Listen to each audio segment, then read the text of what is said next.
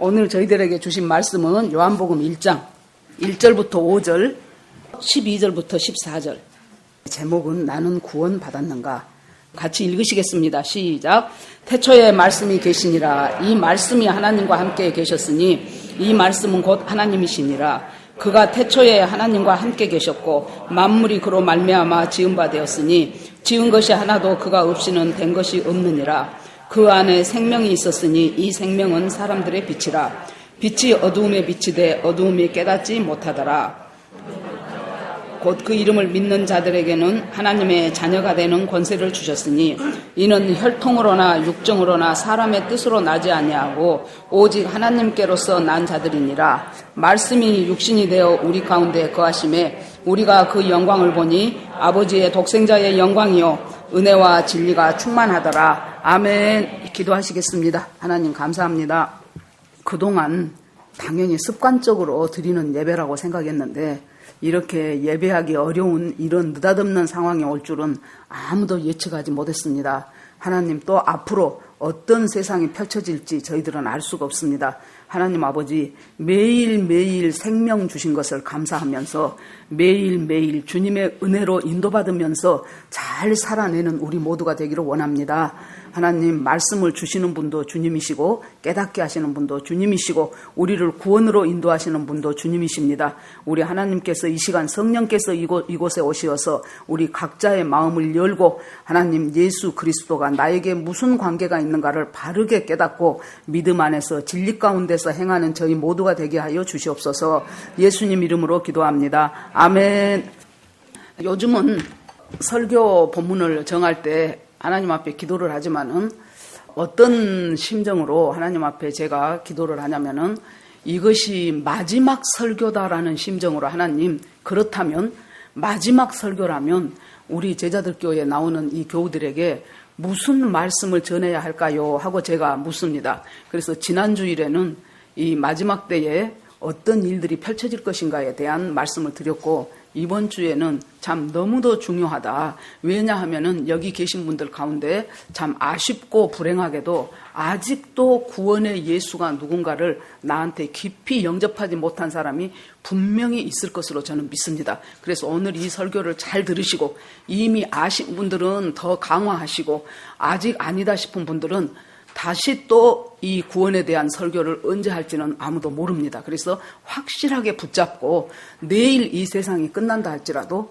오늘 내가 생명이 끊어진다 할지라도 눈 뜨면은 천국이 되는 저와 여러분이 되기를 주의 이름으로 축원합니다. 요한복음 3장에 보면은 니고데모가 예수님을 찾아갑니다. 왜 그러냐면은 우리 인간은 엄마 뱃속에서 응행하고 나오는 순간부터 모든 인간은 정말로 중요한 명제가 하나 있는데, 그게 뭐냐면은 내가 구원을 받았는가예요. 내가 어디서 와서 어디로 가며 나는 왜 이 세상에 살게 되었는가 하는 아주 근원적인 질문을 우리는 스스로에게 해야 됩니다. 왜냐하면은 그 질문에 대한 답을 못하면은 우리는 이 세상으로 끝나버린 것이 아니고 영원히 없는, 영생이 없는 곳으로 우리가 가게 돼 있어요. 그렇기 때문에 지금 이 준비되는 이 세상, 내 생명이 있는 이 기간 동안 나는 이 문제를 확실하게 해결하고 가야만이 여러분들이 눈을 떴을 때 예수님, 하나님이 계시는 영원한 천국에서 우리가 눈을 같이 뜰 수가 있습니다. 자, 니고데모는 유대의 관원이었어요. 그러니까 유대에서 가장 엘리트 중에 엘리트였어요.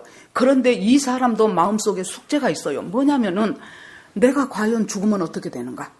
하나님 나라를 어떻게 갈 수 있는가? 그것이 정답이 안 나오는 거예요. 열심히 율법을 행하면 될 것 같은데 열심히 율법을 행했기 때문에 지금 사내들린 의원까지 됐어요. 아주 높은 자리에 올라갔습니다. 그런데 이상하게 그것이 아닌 것 같은 거예요. 그러는데 그 무거운 명제를 가지고, 그 무거운 숙제를 가지고 어느 날 보니까 예수라는 사람이 나타났는데 정말 초라한 선지자예요. 초라한 사람이에요. 가말리엘 문화생도 아니에요. 자기들이 알고 있는 유수한 집안의 아들도 아니에요. 정말로 초라한 나사렛 동네의 목수의 아들인데 그 예수가 하는 말과 그 예수가 일으키는 기적과 이것을 보니까 아, 나한테 이렇게 평생도록 묵직한 돌 하나가 걸려있는 것 같은 이 내 인생에 대한 본질적인 이 질문, 이것을 어쩌면 저 사람은 답을 가지고 있을지 모르겠다 하는 마음으로 예수님을 찾아갑니다. 그래서 선생이요, 밤에 찾아갑니다. 당신은 하나님으로부터, 하늘로부터 온 분이라는 것을 내가 압니다. 그것은 자기가 알겠는 거예요. 왜냐하면 그동안에 그 있는 기적들과 말씀들을 보니까 이거 보통 서기관이나 바리새인이나 이런 사람들하고는 이거 질이 달라요. 차원이 달라요. 분명히 하늘로부터 온 사람인 것은 분명하다. 그러니까 예수님이 그 사람의 깊은 심중에 지금 꽉 붙잡혀 있는 이 존재론적인 질문, 과연 나는 누구인가? 나는 여기서 와서 살다가 나는 죽으면 끝인가? 나는 어디로 가는가? 사후에 내 인생은 어떻게 될 것인가? 이 깊은 것에 대한 해답을 갖지 못하고 그것을 붙잡고 있는 이 니고데모라는 사람을 예수님이 그 심중을 깨뜨리시고 나서 대번에 내가 진실로 진실로 내게 이르노니 사람이 거듭나지 않으면 하나님 나라를 볼 수 없느니라 라고 질문도 하기 전에 예수님이 먼저 답변을 주십니다. 진실로 진실로 내게 이르노니 사람이 거듭나지 않으면 하나님 나라를 볼 수 없느니라. 그러니까 이 예수님의 대답 속에서 니고데모의 질문을 우리가 헤아릴 수 있죠. 니고데모의 질문은 뭐였어요? 선생이요, 당신이 하나님께로 온 분이라는 것은 내가 너무도 알겠는데 어떻게 해서 하나님 나라를 갈 수 있습니까? 지금 우리식으로 말하면 어떻게 구원을 받을 수 있습니까? 그 말이에요. 어떻게 하나님 나라를 볼 수 있습니까? 그러니까 네가 거듭나지 않으면 볼 수가 없느니라. 그러니까 니고데모가 아니 내가 태어났는데 어떻게 또 태어난단 말입니까? 어머니 뱃속에 들어가서 나올 수는 없지 않습니까? 그러니까 예수님께서 물과 성령으로 거듭나지 않으면 천국을 볼 수 없느니라라고 말씀하십니다. 여기에 지금 구원이 무엇인가가 다 되어 있는데, 그 전에 우리 교회에 초창기에 오신 적이 있는 창조과학회 김명현 교수님이 계십니다.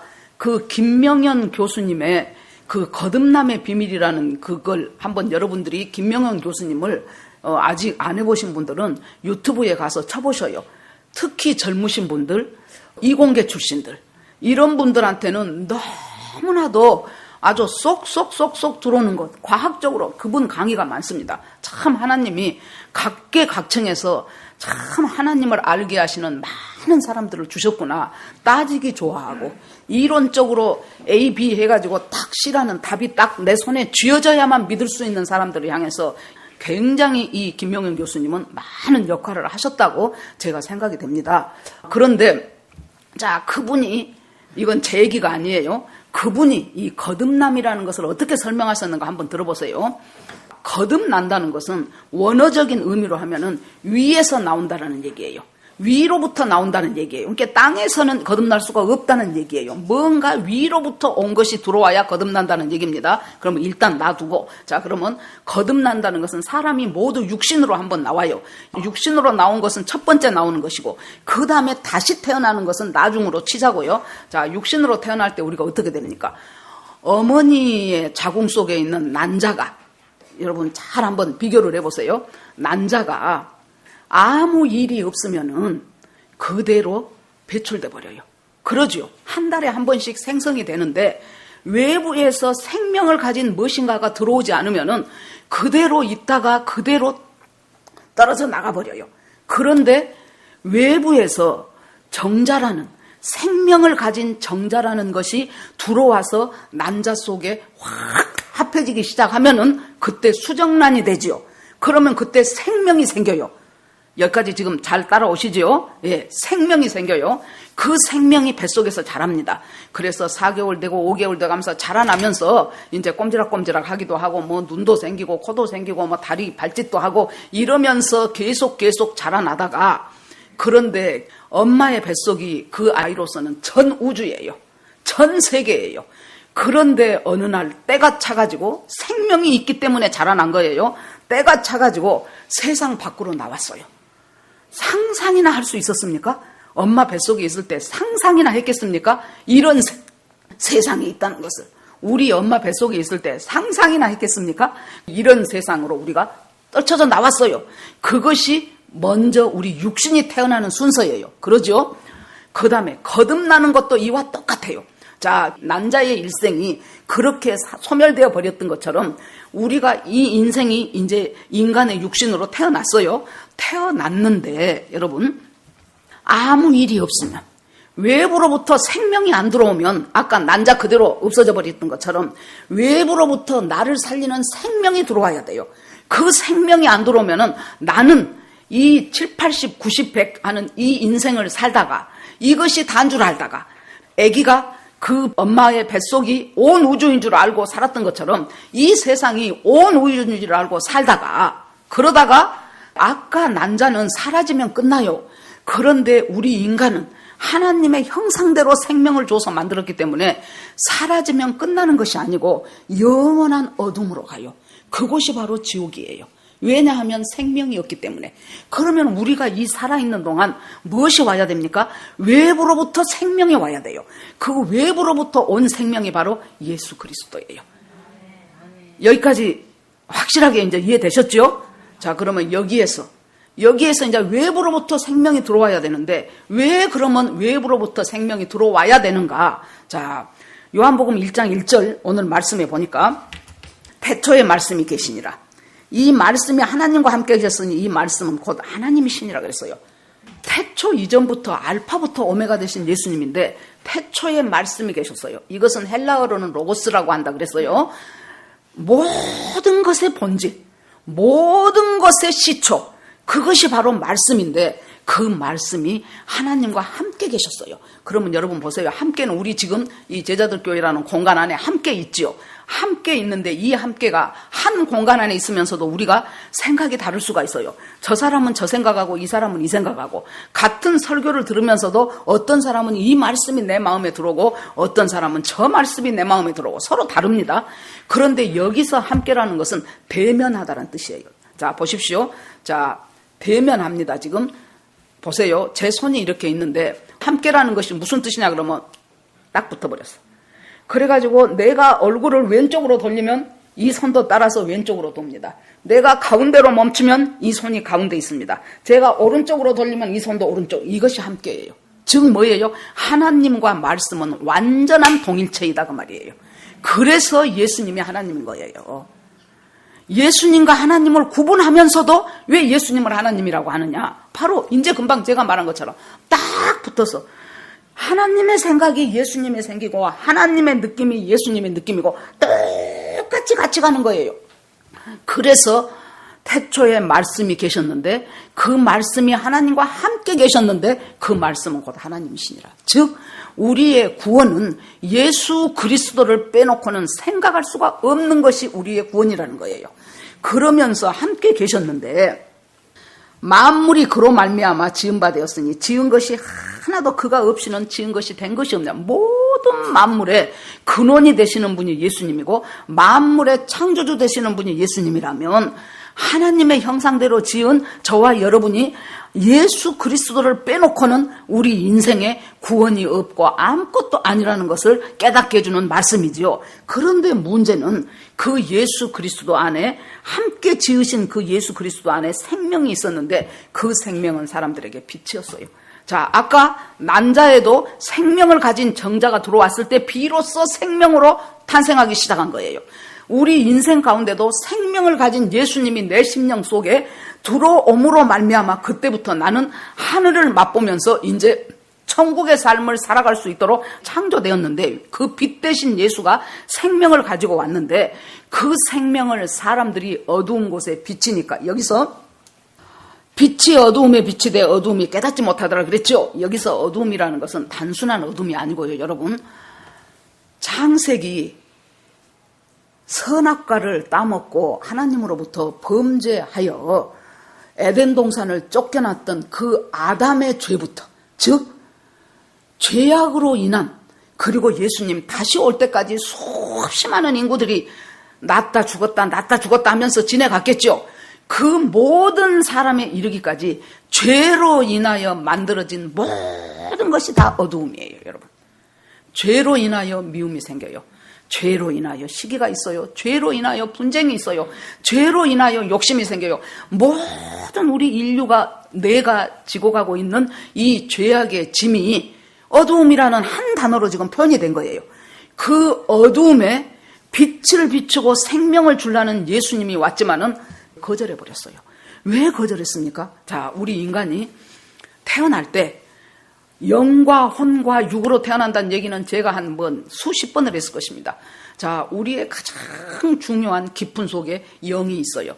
우리가 인간이 다른 동물이나 이런 것들하고 다른 이유가 무엇입니까? 다른 동물들은 영이 없어. 우리가 강아지 아무리 이뻐도 걔네들은 영은 없어요. 혼하고 육이 있어요. 그런데 우리 인간은 다른 것들이 없는 영이 있어요. 하나님의 형상대로 만들기 때문에 영이신 하나님이 우리 인간 속에 영을 집어넣은 거예요. 그런데 주님께 불순종하면은 네가 정령 죽으리라 그랬어요. 그랬는데 보니까 선악과 따먹고 불순종했는데 아담과 하와는 안 죽었네. 에덴 동산에서 쫓겨나기만 했네요. 무엇이 죽었습니까? 영이 죽어버렸어.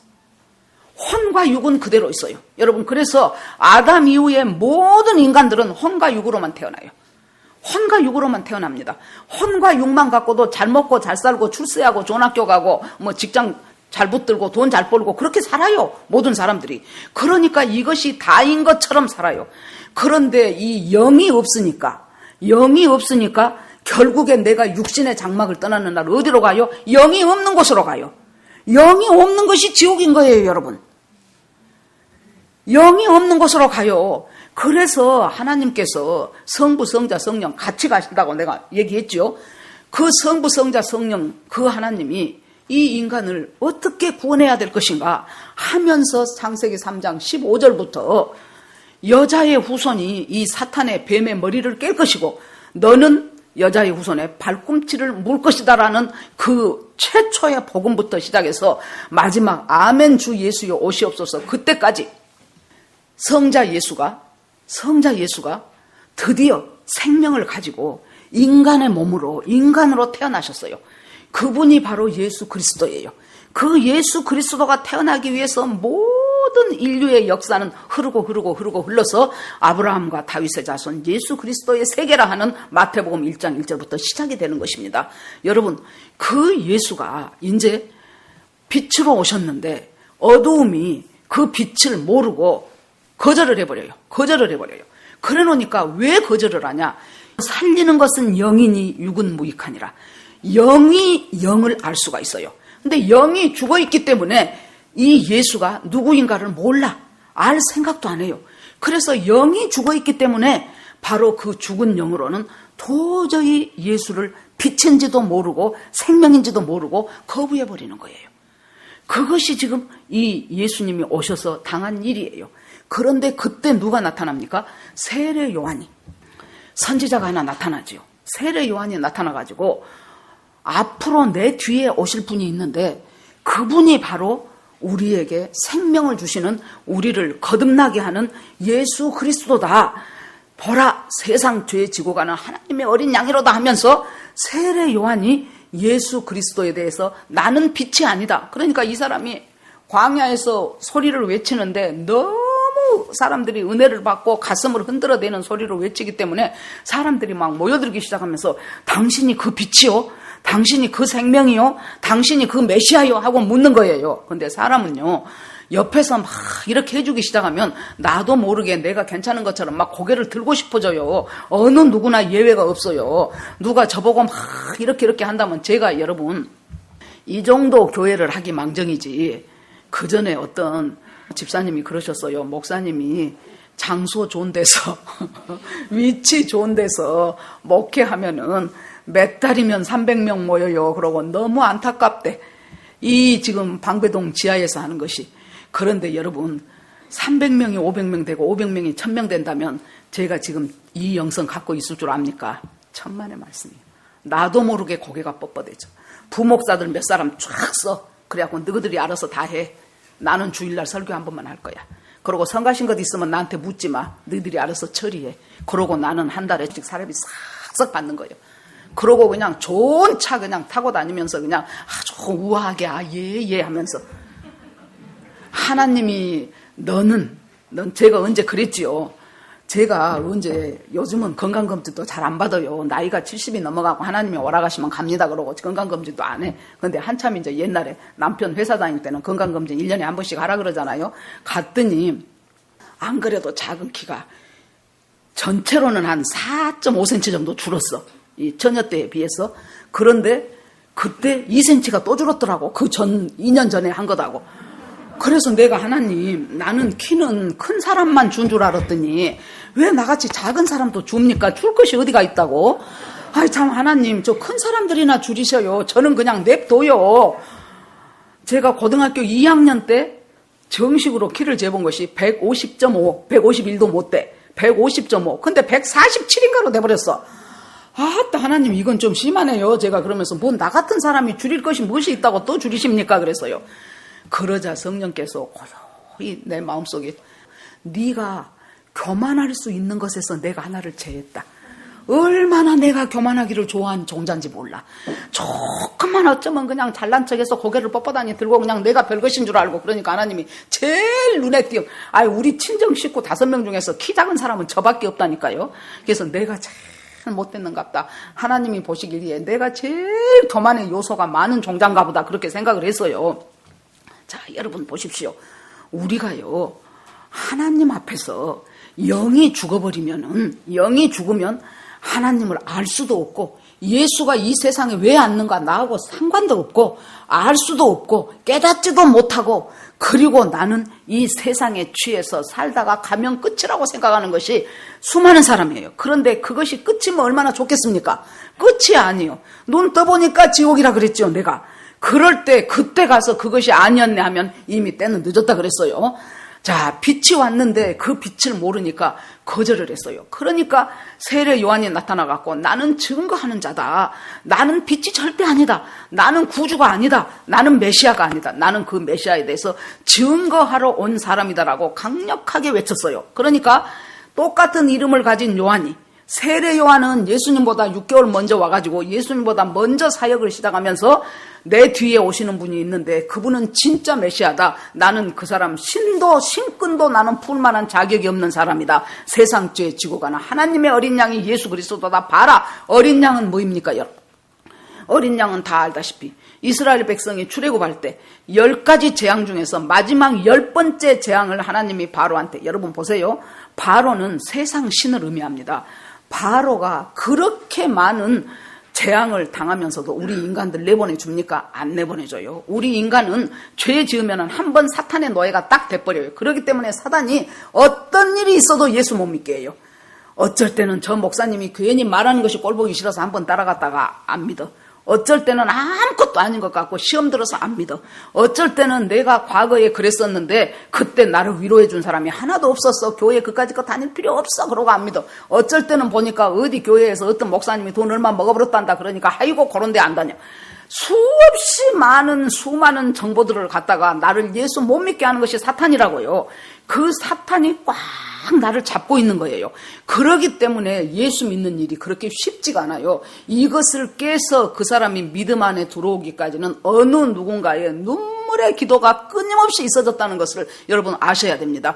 우리를 위해서도 누군가가 간절히 기도했던 그 기도의 덕분으로 우리가 예수 믿고 구원받게 된 것입니다. 어린 양은 뭐예요? 그때 10번째 재앙 가운데서 10번째에서 이제 아무리 해도 이 바로가 내보내줄게 해도 또 잡고 그 말은 뭐예요? 우리가 뭔가 은혜를 받고 믿고자 하는 마음이 생기면은 사탄이 잠잠해요. 가만히 있어요. 그러다가 조금 지내면은 또 꽉 들어잡아요. 뭔가를 싹 하나 또 유혹하는 거예요. 뭔가를 유혹하면서 야, 너 지금 바쁘지 않냐? 너 앞으로 돈 벌어야 되지 않냐? 너 할 일이 이렇게 많은데. 아니, 오늘 직장에서 우리 상관이 이번 주일에는 바쁘니까 꼭 나오라 그러네. 그러는데 내 저 사람한테 잘 보여야 이번 진급에 영향이 있어. 이런 여러 가지 것들로 말미암아 우리를 꽉 잡고 있다 그 말이에요. 그렇게 잡고 있는데 그 어린 양 마지막에 뭐였습니까? 하나님이 모세한테 한 가지 것을 더해야 내보낼 것이다. 그 한 가지 것이 바로 양을 잡아라. 한 가족당 한 마리, 식구가 적은 사람은 2가족당 한 마리 잡아가지고 그 양의 피를 문 설주와 문 인방에 발라라. 그리고 너희들은 그날 밤에 허리에 띠를 띠고 지팡이를 잡고 쓴 나물과 함께 그 양 고기를 불에다 구워서 먹어라. 그때 밖에서는 뭔 일이 일어났습니까? 이스라엘 백성들은 양피 바르고 안에 들어가서 양고기 불에다 구워갖고 지팡이 들고 언제든지 지팡이 들고 허리띠 매라는 것은 딱 큐 사인이 나면은 스탠바이 하고 있다가 빨리 떠나라는 거예요. 우리가 인생이요 그와 같은 거예요. 주님이 큐 사인 나면은 우리는 여기서 빨리 떠나가야 되는 것이 우리 인간이에요. 그것이 예수 믿는 사람이에요. 자, 그렇게 하고 구워 먹고 있는 사이에 밖에서는 뭔 일이 났어요? 하나님이 보낸 하나님의 천사들이 모든 그 애굽 전역에 있는 모든 사람들의 장자를 죽이는데 기준이 있어야 될 거 아닙니까? 그 기준이 대문을 보고 그 문이 임방에, 문 설주에 어린 양의 피가 발라진 집은 그냥 통과, 패스오버예요. 어린 양의 피가 안 발라지는 것은 바로의 아들부터, 왕의 큰아들부터 시작해가지고 짐승의 첫 새끼까지, 사람은 물론이고 짐승의 첫 새끼까지 전부 다 그날 밤에 죽었다고 말이에요. 그 어린 양, 그러니까 이스라엘 백성을 구원하기 위해서 양 한 마리가 집집마다 죽었지요. 흠없는 양 한 마리가 집집마다 죽었어요. 자, 우리의 영혼을 구원하기 위해서 흠없는 양 대신 예수가 어린 양으로 오셔가지고 우리를 위해서 십자가에서 철저하게 돌아가셨어요. 그리고 그 예수의 피가 결국에 나를 살리는구나. 그것을 어디다 발라요? 이스라엘 백성은 문에다 발랐는데 우리는 마음의 문에 바르는 거예요. 마음의 문에. 내 심령 속에 예수의 피를 바르는 거예요. 어떻게 발라요? 예수가 십자가에서 죽었기 때문에 내가 구원이 됐구나.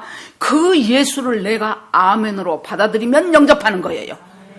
자, 혹시 여기서 아직도 예수 그리스도를 주님, 오성자 목사님 설교 들으니까 저 목사님이 나이가 70이 넘어갔고 저렇게 있는 힘을 다해서 외치는 거 보니까 거짓말한 것 같지는 않는데 그렇다면 나는 어떻게 해야 예수를 받아들이겠습니까?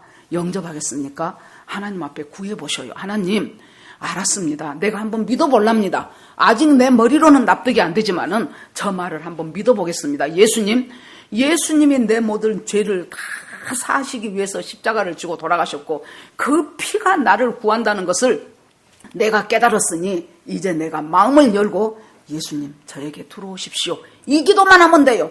아시겠죠? 진심으로 그렇게 해서 저 세상 죄 지고 가는 하나님의 어린 양을 봐라 그랬어요. 그랬는데 이제 12절에 보니까 그렇게 예수님께서 빛으로 오셔서 생명을 말씀하셔요. 참빛 곧 세상에 와서 각 사람에게 비춰줘요. 각 사람 구원은 범액금이 없어요. 우리 아버지가 장로고 엄마가 권사고 우리 삼촌은 목사고 그러니까 나는 어렸을 때부터 교회에서 살다시피 했고 그냥 나는 대개건이 없어요. 각 사람이 예수를 영접해야 돼요. 절대로 도매금으로 못 넘어갑니다. 각 사람이 내가 죄인인 것을 알고 이 죄가 예수 그리스도가 죽음으로 말미암아 이 죄가 용서되었다는 것, 그거 외에는 다른 방법이 하나도 없다는 것을 깨닫고 내 마음을 열고 예수를 영접하는 이 일이 반드시 우리 일생 가운데 있어야 돼요. 이것을 갖다가 뭐라고 히브리서에서는 얘기하냐 그러면은 초보라는 거예요. 이게 초보의 도를 다시는 닦지 마라. 이것은 기본으로 깔고 그 다음으로 나가라는 거예요. 그런데 그 다음으로 못 나가니까 맨날 이 기본을 또 와서 또 한다고 말이에요. 여러분들이 전부 다 이것이 다 되어 있다면 뭐하러 오늘 이 설교를 또 하겠습니까? 안 돼 있는 사람이 많으니까 이 설교를 또 하는 겁니다. 기본으로 돌아가서 이 기초의 도를 닦지 말고 이제는 완전한 대로 나아가라 그랬어요. 자, 그래서 그 빛이 와서 비쳤는데 세상이 그 빛을 몰랐어요. 10절, 그가 세상에 계셨으며 세상은 그로 말미암아 지은 바 되었으되 세상이 그를 알지 못하였고. 영이 죽으면은 예수를 알 수 없다 그랬죠. 영이 죽으면은 말씀이 깨달아지지 않아요. 영이 죽으면은 생명에, 이 영원한 생명에 관심이 없어요. 여러분 봐보세요. 진짜 공부 많이 하고 머리도 좋고 똑똑한 사람이 성경은 안 깨달아져. 왜 그럴까요? 영이 죽어 있기 때문에. 이것은 영으로 깨달아지는 것이 하나님의 말씀이에요. 그런데 시골에서요, 여러분, 진짜 간신히 한글 배워갖고 초등학교 나온, 저는 제가 우리 고향 교회에서 그 권사님 이름도 제가 안 잊어먹어, 박대금 권사님이었어요. 초등학교도 안 나왔어. 옛날 저 시골 어디 바닷가 장군 대덕면 저 회진리 사건마을 거기서 사시던 분이요. 그래갖고 그 동네에서 살다가 그 동네 사람한테 시집가갖고 살다가 남편이 죽고 이제 읍으로 진출을 한 거예요. 그래가지고 우리 교회를 나오게 된 권사님이 한 분 계셨어요. 그 권사님이 일자무식이요. 거기는 학교가 없더라고. 내가 나중에 그 동네를 찾아가 보니까 학교가 없으니까요. 글을 몰라. 더군다나 그때 딸한테 뭐 공부를 가르칩니까? 그 시골에서 몰라요. 그런데 이제 이 사람이 막 예수를 믿게 됐어요. 누군가의 전도를 받고. 그래갖고 성경을 읽고 싶어. 성경을 읽고 싶은데 글을 알아야 있지. 그러면 이제 목사님이 예를 들어서 오늘처럼 요한복음 1장 1절부터 5절입니다. 그러면 얼른 성경을 옆에 사람을 줘. 그러니까 여러분 겸손해야 돼요. 모르면서도 안쳐가고 눈치끔 가고 안쳐가면서 이러고 있으면 안 돼. 얼른 주면서 어디냐 그래요. 그러면 그 사람이 옆에 사람이 얼른 요한복음 1장 1절가 여기다고. 그러면 이제 목사님이 태초에 그러면은 자세히 봐. 아, 이것이 태자구나. 이것이 초자구나. 그러더니 나중에 따듬 읽기 시작하더라고. 그러더니 세상에 몇 년이 지나고 나니까 제법 성경을 읽기 시작한 거예요, 이 사람이. 여러분, 그 박사고 석사고 똑똑하고 공부 잘하고 그런 사람도 이렇게 성경이 말도 안 되는 소리라고 치부해버리는데 그 순전하고 겸손한 마음으로 하나님을 알고자 하는 그 사람 영이 사니까 그 사람이 말씀이 깨달아지는 거예요. 그런데 이런 사람들이 하나씩 생기기 시작했어. 그것이 뭐예요? 영접하는 자, 곧 그 이름을 믿는 자들에게는 하나님의 자녀가 되는 권세를 주셨으니 12절 말씀이에요. 그 사람들이 이제 영이 이제 살아나고 나니까 깨달아지기 시작하는 거예요. 야, 예수님이 나 때문에 돌아가셨구나. 세상에 급히 아니면 나는 지옥 백성이네. 급히 아니면 살아갈 수가 없네. 그걸 깨닫고 예수님, 주님 하면서 그 예수님을 영접하니까 하나님이 하나님의 자녀가 되는 권세를 주셨어. 하나님의 자녀가 되는 권세라는 것이 뭐냐? 자녀의 권세예요. 이 권세가요. 자, 예수를 믿고 구원을 받고 예수를 영접하면은 사람으로 치자면 엄마 뱃속에서 응애하고 태어난 거예요. 응애하고 태어난 아기가 어째야 자랍니까? 잘 먹고 잘 자면 아기는 크게 돼 있어요. 잘 못 먹고 잘 안 자면 병치려면 아기는 안 커. 잘 먹고 잘 자야 돼요. 잘 먹고 잘 자야 되는데 여러분 보세요. 아브라함하고 이삭 지난번에 얘기했었죠. 이삭이 나중에 나왔지만은 아브라함의 아들이에요. 기업을 이을 자예요. 그런데 이스마엘은 13년 더 먼저 나왔어도 얘는 기업을 이을 자가 아니다 그랬어요. 얘는 육체의 자식이다 그랬어요. 이삭이 기업을 이을 자예요. 그런데 어째요? 이삭은 서너 살 먹었을 때 이스마엘은 16, 17세 먹었어. 한참 더 먹었어. 큰 형이요. 그러니까 얘를 희롱하는지라 그랬어요. 그래서 주일날 설교를 잘 들으셔야 돼요. 불과 끼게 봐야 2주 전 설교예요. 저거 언제 말했을까? 그러시면 안 돼요. 그렇게 해가지고 그 이스마엘이 어쩝니까? 이삭을 희롱하지요. 갖고 놀고 때리고 몰래 꼬집고 포건하고. 분명히 이삭이 무엇인데? 이삭이 생명인데, 이삭이 아브라함의 기업을 이을 자인데, 이 이삭의 후손을 통해서 이제 유다 지파로 예수 그리스도가 오실 참인데, 그런데 지금 누가 더 커요? 이스마엘이 훨씬 크기 때문에 이 이삭을 조롱해요. 그러니까 기업을 이들 상속자로서의 아들 노릇을 못하고 있다 그 말이에요. 뭐 때문에? 이스마엘 때문에. 자, 잘 들어오세요. 뭡니까? 우리가 예수 믿고 구원받고 예수 그리스도가 십자가에 죽어서 그 피가 내 죄를 사했구나. 그걸 깨닫고 우리가 응애하고 영적으로 태어났어요. 그런데 여러분, 내 옆에 무엇이 있어요? 이스마엘이 있어. 훨씬 더 크고 나를 마음대로 왔다 갔다 해버릴 수 있는 이스마엘. 그것이 뭐예요? 지금까지 살아왔던 세상의 관습과 지금까지 살아왔던 세상의 습관과 지금까지 살아왔던 온갖 죄된 모든 것들이 이스마엘이에요. 그래가지고 나는 분명히 하나님의 자녀로 태어났는데도 불구하고 자녀 노릇을 못해. 어떤 것이 유행이 나를 확 유혹을 하면 내가 거기 쫓아가야 돼. 어디서 돈 버는 일이 있다 그러면 그냥 나는 죽기 살기로 그거 따라가야 돼. 그것이 옳은지 그른지 판단할 수도 없이. 그 전에 어떤 집사님이 자기 아는 사람이 남편이 일찍 죽어가지고 믿음이 좋던 사람인데 할 수 없이 이제 돈을 벌어야 돼. 어디 식당에 나가서 일을 하니까 식당에서 주일 빼주라 그러면 빼주겠습니까? 그래 놓으니까 이제 내가 이 애들 대학만 가면 그때까지만 내가 있는 힘을 다해서 해서 이 대학만 애들 공부시켜놓고 나면 내가 신앙생활 제대로 하겠다고 그랬는데 드디어 참 애쓰고 수고하고 여자 혼자 식당 일 해가면서 나무집에 서비스하고 그렇게 하면서 자식들 대학 가르치기가 쉬운 일입니까? 그랬는데 그걸 마쳤어요. 마칠 때쯤 됐는데 뭔 일이 생겼냐? 어디 더 큰 좋은 식당에서 월급 더 많이 준다고 오라 그래. 그런데 물론 주일은 안 쉬어줘. 깨끗이 잊어먹은 거예요. 그러고 이제 또 거기 따라가요. 그러면 보세요. 우리가 이삭이 어리니까 이스마엘이 나를 유혹하고 나를 조롱하고 나를 희롱하고 나를 갖고 놀아. 어쩔 때는 유혹했다가 어쩔 때는 때렸다가 그것에 질질 끌려간다 그 말이에요. 그런데 하나님의 자녀가 되는 권세는 뭐예요? 이제 이삭이 자라나기 시작하는 거예요. 자라나기 시작해가지고 나를 괴롭힌 그 이스마엘을 향하여 너는 종의 자식이요 우리 아버지의 유업을 잊지 못한다고 강력하게 말할 수 있는 권세가 바로 자식의 권세예요. 여러분 그 권세를 누리셔야 돼요.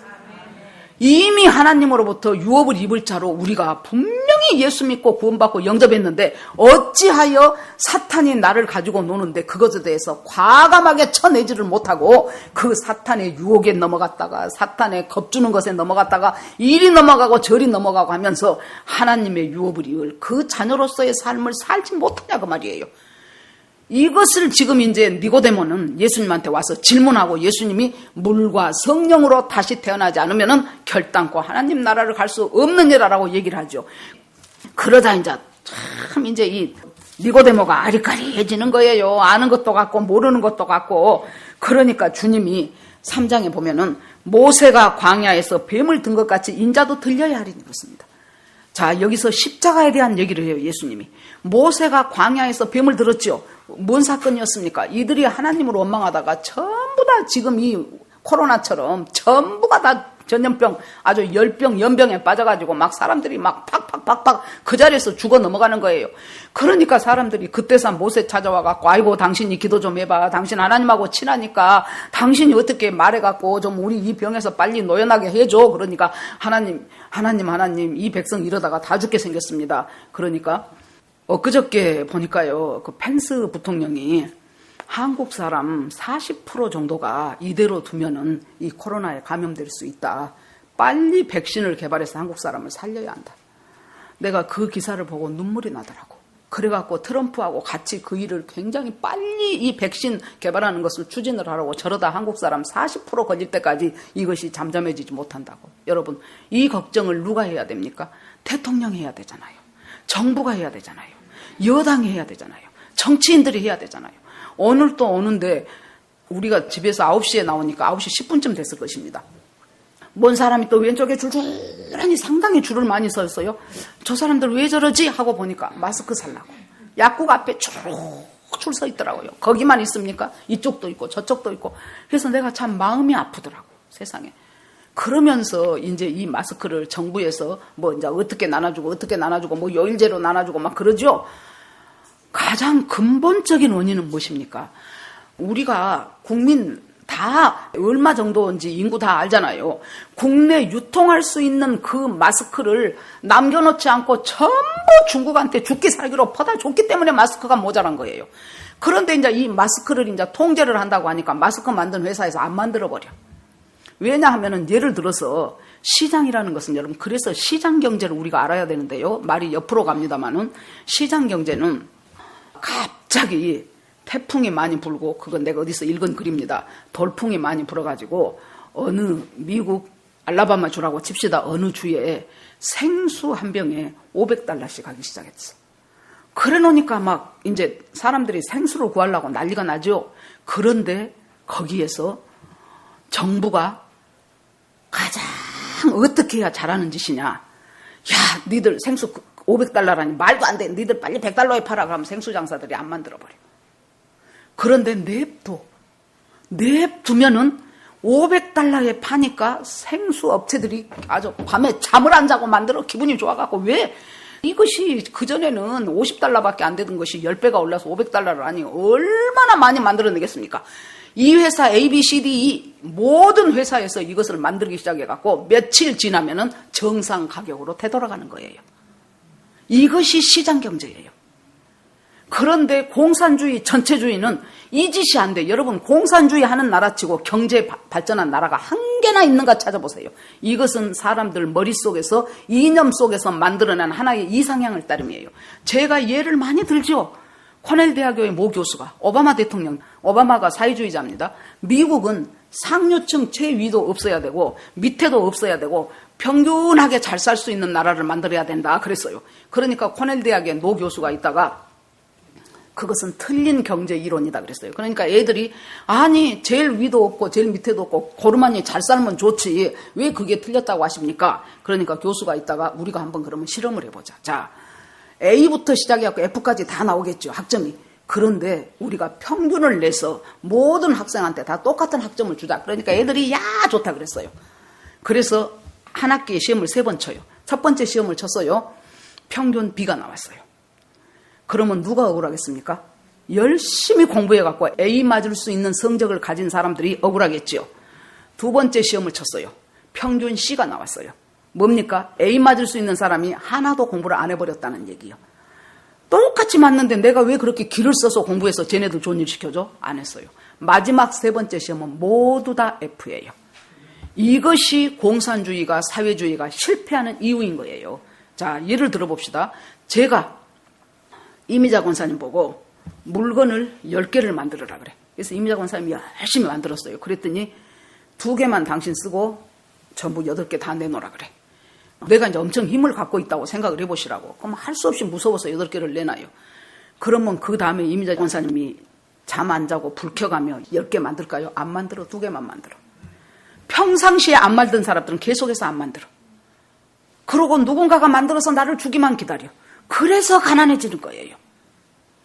자, 그것이 사회주의가 경제에서 실패하는 이유예요. 마스크 대란도 정부가 규제하면 이 마스크는 계속해서 복잡하게 돼요.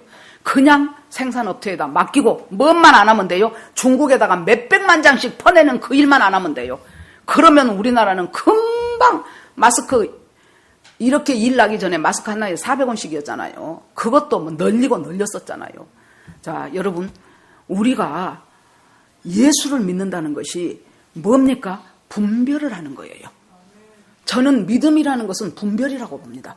분별을 하는 거예요. 이것이 지금 이렇게 잘못되어 가고 있구나. 아, 이것이 이렇게 돼가고 있구나 하는 것들을 제대로 알고 분별할 수 있는 것이 믿음이 성장해 간다는 증거예요.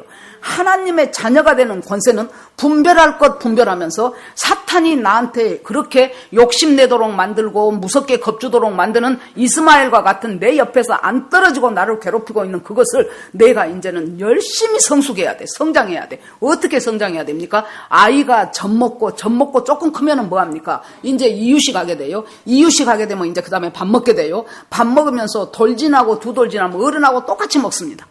그리고 엄마 아빠를 부르기 시작하면서 이제는 이 아이들이 돌 되기 전에 엄마 아빠 부르기 시작하죠. 그리고 돌쯤 되면은 이제 한 발 뛰기 시작하죠. 그러면서 걸음을 걷죠. 그러면서 이제 엄마 아빠하고 의견이 소통이 돼요.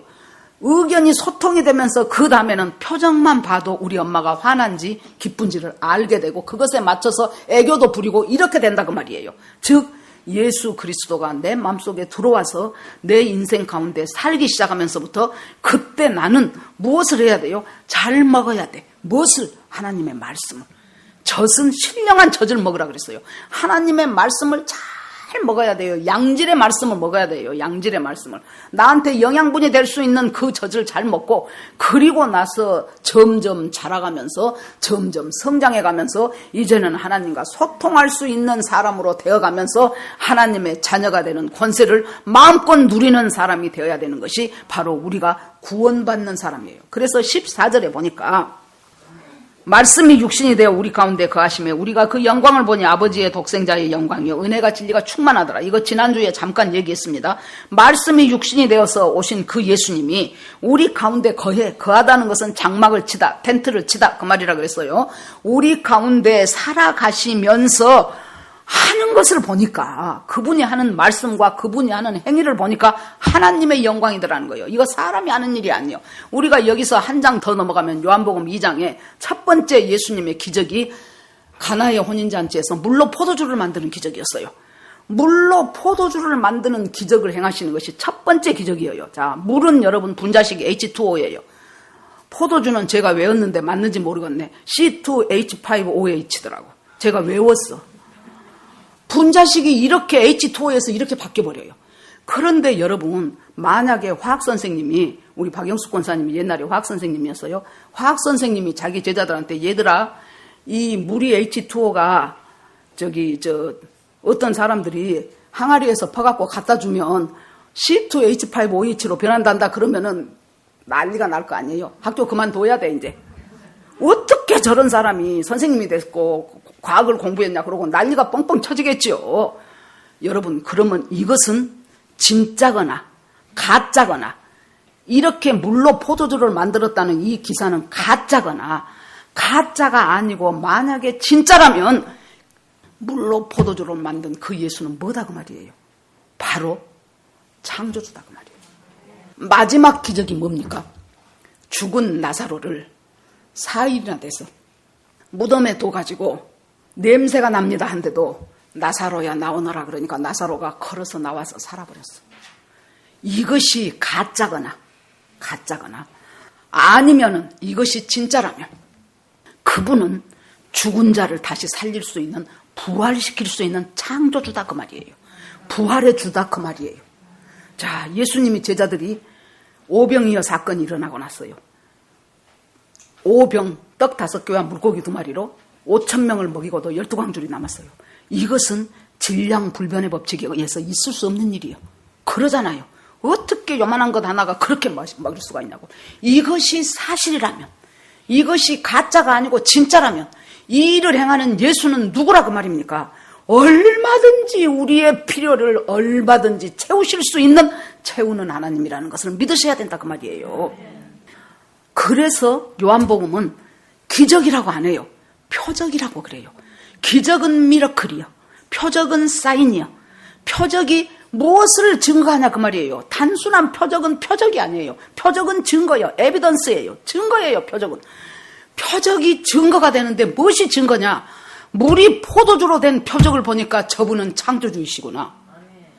바다 위를 걸으시는 그분을 보니까 그분은 이 세상 만물을 다스리시는 분이구나. 나사로를 4일이나 됐는데 나사로를 살리신 것 보니까 저분은 부활의 주님이시구나. 우리도 부활을 시키겠구나. 그것이 뭐예요? 요한이 보니까, 사도 요한이 보니까 그것이 말씀이 육신이 되어 우리 가운데서 살아가는 그 예수를 봤더니 하나님 아버지의 영광이요.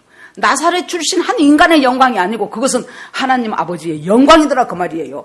세례 요한이, 이름 똑같은 두 요한이, 세례 요한은 뭐 하는 것입니까? 야, 내가 아니고 내 뒤에 오신 어린 양 되시는 그 예수를 믿어야 구원을 받으니까 회개하고 구원을 받으라. 그것이 세례 요한의 메시지였어요. 이 사도 요한은 뭐예요? 그 세례 요한의 메시지에 반해서 뭔 말하는 것입니까? 나 봤어, 나 들었어, 나 만졌어. 그 예수를 요한일서 1장 1절에 보면은 태초부터 있었던 말씀을 우리가 귀로 들은 바요, 눈으로 본 바요, 손으로 만진 바 됐다 그랬어요. 그렇게 3년 반 동안을 살았어요. 그래도 그때는 생명의 들어오들 못하니까 예수를 겉으로만 봤어요. 그리고 나서 기적을 막 일으키니까 어떻게 생각했어요? 자기 엄마 살살살살 꼬셔갖고 내가 직접 말하기는 엄마 좀 부끄러우니까 엄마가 말해갖고 인대 딱 도장 찍어도 저분이 분명히 나중에 한가락 갈 뿐인데 그렇게 한 권세 잡으면은 나는 우의정 시키고 내 동생은 좌의정 시켜주라고 빨리 말해줘 했던 요한이었어요. 그런데 예수님 돌아가시고 나서 예수 생명이 들어오기 시작하고 성령 받으면서 예수 생명이 들어오기 시작하니까 아하, 이제 뭐예요? 차원이 달라졌어. 여러분, 제가요, 만약에 대학생이나 대학원생이나가 저 유치원생하고 놀라면 걔 데리고 놀아. 내가 이제 그때 우리 보름에 윷놀이 했었지요. 우리 손자하고 우리 집을 갔어요. 윷놀이를 해. 그러는데 내가 뭐나 육아 땅 유시 나오죠. 그러면 막 요것이 막 괴로워갖고 아유 나는 졌어 할머니, 나는 막 끝났어 막 그래요. 그러니까 내가 얘한테 처음이 끝까지 가지 않는다는 것을 가르쳐주고 싶은 거예요. 그러니까 딱 하면 이겨버릴 수 있는 거, 업어갖고 빨리 날 수 있는 것도 일부러 뺑 돌아. 잡을 수 있는 것도 그놈 안 잡고 이쪽으로 가. 그러면서 내가 끊임없이 6판을 했어. 6판 다 걔를 이기고 해줬어. 내가 실력이 없어서 졌겠습니까? 일부러 걔를 이기게 해준 거죠. 왜 그렇습니까? 처음에 할 때 이제 지가, 저는 토나 개가 나오고 내가 막 윤 나오고 못 나오고 막 지껏 잡고 그러면 막 죽으려고 그러거든요. 그러면 내가 유거나 절대로 처음에 진다고 해서 진 것이 아니란다. 끝까지 가봐야 돼. 그거 가르쳐 주려고 막 져주는 거예요. 근데 저는 내가 져준 줄 모르고 지가 잘해서 이긴 줄 알고 으악 하고 이겼다 그러고 난리를 치는 거예요. 여러분, 뭡니까? 하나님의 자녀가 되는 권세라는 것은 여러분, 이 세상의 것이 그렇게 보이는 거예요. 아무리 이 세상에서 엄청난 것을 쥐었다고 해도 우리 유건이가 도, 윷, 걸 놓는 것으로 훤히 보이는 거예요. 그래서 하나님의 자녀가 되는 권세를 가진 자가 바로 우리 주님께서 이제부터는 하나님의 나라의 일을 영원한 생명을 생각하면서 이 세상을 살아갈 수 있게 만들어주신다는 거예요. 그래서 이 구원은 니고데메 같은 엘리트 중에 엘리트만 필요한 것이 아니고 4장으로 넘어가면 수가성 여인이 나오지요. 이 여자는 남편이 5이었어. 어떻게 된 건지, 지가 버린 건지 버림을 당한 건지 아무튼 좌우지간 5이었어요. 지금 살고 있는 남편도 네 남편 아니다 그랬어요. 그러니까 동네 얼굴 보기가 무서워. 그래서 보통 때는 무길로로 못 가요. 다른 사람들 안 올 때가, 다른 사람들 안 올 때 뜨겁디 뜨거운 한낮에 할 수 없이 몰래 가서 물길러요. 그 사람한테도 구원은 필요했어요. 예수님이 그리 가야 되겠는지라 하면서 제자들이 음식 사러 간 동안에 딱 우물가에 앉아서 그 여자 오기 기다리고 있는 거예요. 그래갖고 그 여자하고 많은 말을 주고받고 하시면서 정말로 네 영혼이 살아날 수 있는 구원이 바로 예수를 믿는 것이라는 것을 가르쳐주죠. 그러자 그 여자가 물동이를 던져버리고 자기 사는 그 사마리아 성으로 들어가가지고 내가 구세주를 만났다. 그러면서 그 여자가 하는 말이 뭐예요? 내가 한 모든 일을 알고 있는 사람이 나타났다. 그가 바로 메시아가 아니겠냐. 어떻게 내가 하고 있는 모든 것을 싹 그것도 유대 남자가 사마리아 남자도 아니고 소문도 안 들었을 텐데 그렇게 해서 나타난 것이 바로 그래서 니고데모 같은 최고의 엘리트에게도 바로 구원은 필요하고 예수는 필요하고 이 사마리아 여인같이 참 인생이 비참하고 비참한 이 여자에게도 여전히 예수 그리스도를 통한 구원은 필요한 것입니다. 그래서 은혜와 너 영광을 봤다 그거요. 요한이 보니까 나는 그 영광 봤다. 나는 그 영광 봤다. 창조주의 영광 봤다. 부활하는 영광 봤다. 그리고 그 생명이 내게 들어오고 우리 120명 마가의 다락방에 모였던 120명 전부에게 성령이 임해가지고 그날 모두가 다 그 생명에 펄떡펄떡 뛰는 그 영광을 나는 봤다. 은혜와 진리가 충만하더라 그랬어요. 지난주에 말씀드렸죠. 예수 믿고 구원받고 하나님의 자녀가 되는 것은 전적인 하나님의 은혜예요. 우리가 남보다 잘생겨서도 아니고 우리가 남보다 선해서도 아니에요. 우리가 남보다 IQ가 좋아서도 아니에요. 전적인 하나님의 은혜예요. 가만히 생각해 보세요. 우리가 어떻게 예수 믿게 되었는지 생각하면 생각할수록 기기묘묘하잖아요.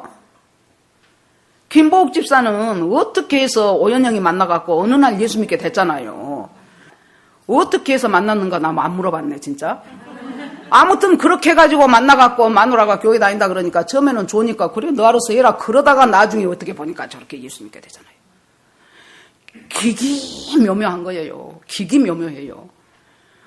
자 보십시오. 그래서 은혜 가운데서 하는 그러니까 이것은 다 은혜예요.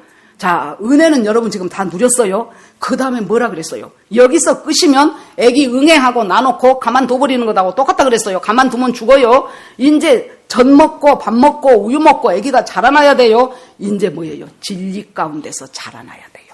우리가 진리 가운데서 행해야 돼요. 그래야 하나님의 자녀가 되는 권세를 우리가 붙잡고 갈 수 있게 되는 거예요. 자, 오늘 구원에 대한 얘기를 했습니다. 여기에서 저는 누군지 자세히 몰라요. 그러나 여러분들이 오늘 설교를 들으면서 나는 구원 못 받았네 싶은 사람이 있으면은 걱정하지 마세요. 예수님이 내 죄를 사했다는 것이 사실이라면 나 예수님 믿고 싶습니다. 예수님 내 구주가 되주십시오. 오늘 고요히 여러분한테 그 영접하는 시간이 있어야 돼요. 그리고 나는 이미 그것은 진즉에 다 예수 영접했어. 그런데 왠지 모르게 나는 믿음이 안 자라. 왜 그래요? 내 생명된 이삭이 자라나질 못하기 때문에. 무엇 때문에? 이스마엘한테 가려갖고. 그러면 나는 어찌해야 돼요? 세상 것들을 끊어내면서 말씀 열심히 먹으면서 그러면서 주님 앞에 순종하고 그 말씀 깨닫고 나아가기를 애쓰면은 나는 자라나게 돼 있어요. 그래서 얼마든지 나중에는 성인이 돼가지고 이스마엘 그까짓 거 문제도 없이 쳐버릴 수 있는 하나님의 기업을 있는 자가 된다 그 말이에요. 자, 그 다음에 이제 18절을 봅시다. 18절을 보면은 본래 하나님을 본 사람이 없으되 아버지 품속에 있는 독생하신 하나님이 나타내셨느니라 그랬어요. 하나님을 본 사람은 아무도 없어. 그런데 그 독생자 예수 그리스도가 나타나셨다는 거예요. 그 말씀이 육신이 되어 오신 그 예수님이 정말로 니고데모가 찾아왔을 때 모세가 불뱀에 물려서 사람들 죽어갈 때 어떻게 할까요? 어떻게 할까요? 하니까 모세가 큰 장대에다가 뱀의 모양을 불뱀을 만들어서 들고 그것을 보는 자는 다 살리라 그랬죠. 그런데 여러분 분명히 그 속에 별소리 다 하네. 이제 모세 저것이 우리 그래도 애굽에서 그래도 목숨의 위협은 없었어. 거기는 노예로 살았어도 그래도 보리밥 한 덩이라도 먹으면서 살았는데 이 광야에 내보내갖고 이렇게 고생을 시키면서 이제 뭐 장대에 달린 저 뱀을 보면 산다고? 아이고 웃기고 있네. 이 책임 네가 져야 돼. 네가 데리고 나왔으니까 우리가 이런 일을 당했어 하고 절대로 안 쳐다본 사람이 있었을 것입니다. 그 사람은 죽어요. 광야에서. 쳐다본 즉 살더라예요. 여러분 말씀이 선포되면은 쳐다보세요. 예수님이 십자가에서 그 말씀을 지금 니고데모한테 이 초장에 예수님이 하시는 거예요. 인자가 나무에 달린 것을 볼 때 아하 저것이 내가 죽어야 될 것은 예수님이 죽고 피 흘리는구나. 이것이 깨달아진 사람한테는 영생이 있다는 거예요.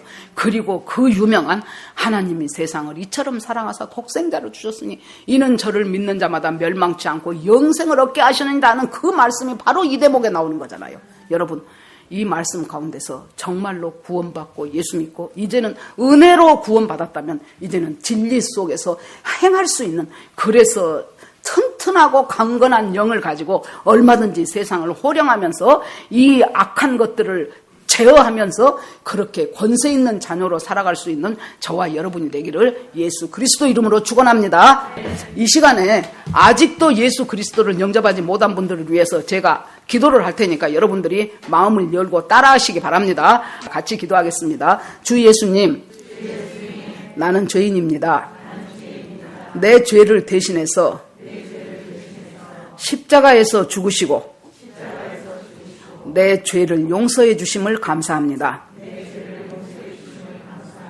지금 내 마음의 문을 엽니다. 예수님 제 심령에 들어오셔서 이제부터 내 인생의 주인이 되어 주십시오. 주님과 더불어 함께하는 삶을 살도록 인도해 주십시오.